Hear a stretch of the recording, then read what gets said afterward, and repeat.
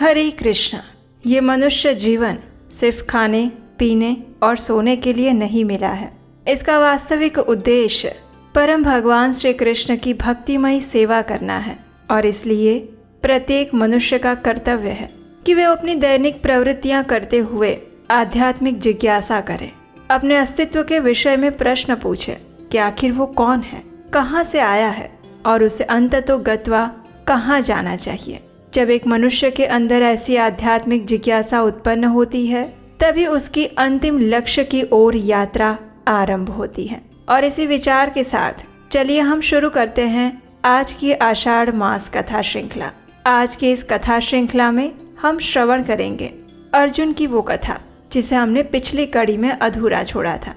आषाढ़ मास कथा श्रृंखला की पिछली कड़ी में हमने सुना था अर्जुन इस समय तीर्थ यात्रा पर निकले हुए हैं, अनेक स्थानों पर दर्शन करते हुए, तीर्थों में स्नान करते हुए अब अंततो गत्वा वे सुवर्ण मुखरी नदी पर पहुंच चुके हैं। और अब सुनते हैं आगे की कथा। चलिए आज की कथा आरंभ करते हैं। श्रील सुत गोस्वामी ने कहा, इस प्रकार सभी तीर्थों का दर्शन करके आए हुए अर्जुन के मन में महानदी सुवर्ण मुखरी ने कई गुना आनंद बढ़ा दिया। उस नदी के पूर्व तट पर अर्जुन ने एक ऊंचा पर्वत देखा जो काल हस्ती के नाम से जाना गया था। उस महानदी में स्नान करके वे पर्वत के शिखर पर गए और फिर वहां पर काल हस्तेश्वर नामक महादेव जी का दर्शन किया। माता पार्वती के साथ महादेव जी का भक्ति युक्त चित्त से पूजन किया और वे कृतार्थ हो गए। उसके बाद अर्जुन वहां के अभूतपूर्व पदार्थों का दर्शन करने के लिए उस पर्वत पर विचरण करने लगे। वहां पर्वतीय शिखरों पर एकांत प्रदेश में उन्होंने भगवान शिव के ध्यान में तत्पर हुए अनेक अनेक दिव्य योगियों के दर्शन किए।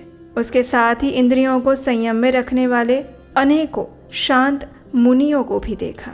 उनमें कई तो निराहार रहते थे और कोई वायु पीते थे, कोई पत्ते चबाते थे और कोई सूर्य की धूप के ही आहार पर निर्वाह करते थे। इन सब का दर्शन करने के बाद उस पर्वत के दक्षिण भाग में घूमते हुए उन्होंने ऋषि भरद्वाज का पवित्र आश्रम देखा जो हर प्रकार की लक्ष्मी से सुशोभित था। वो कौतुक का एकमात्र स्थान था।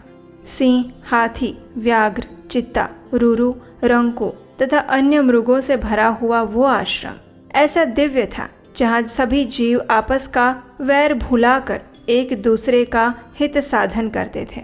उस आश्रम को देखकर पांडुनंदन अर्जुन ने तपस्वियों के प्रभाव की प्रशंसा की। अनेक श्रेष्ठ ब्राह्मण उस यात्रा में अर्जुन के साथ थे।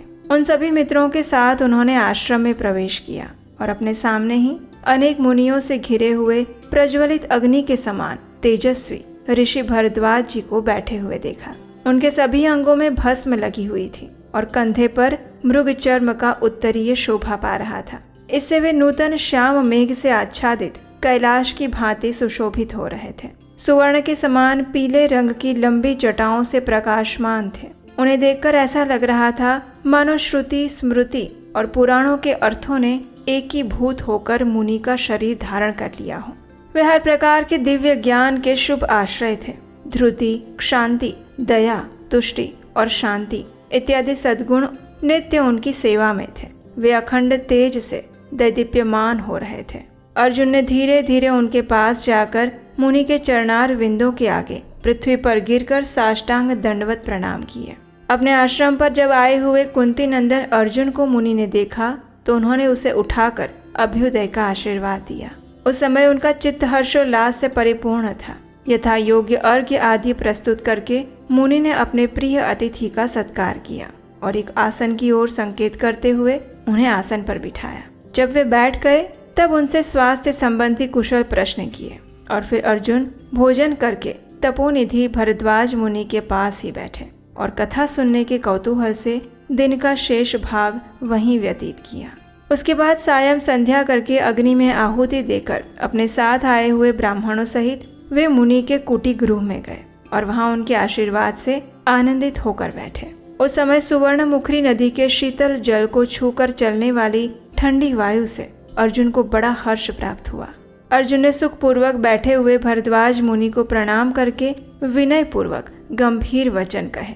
उसने कहा, हे मुनि श्रेष्ठ, इस संसार में एकमात्र मैं ही धन्य हूँ जिसका आपने अपने पुत्र के समान भली भांति आदर किया। हे भगवान, ये महानदी किस पर्वत से प्रकट हुई है और कौन इसे लाया है? इसमें स्नान, दान आदि करने से कौन सा पुण्य प्राप्त होता है? कृपया इस विषय में बताने की कृपा करें।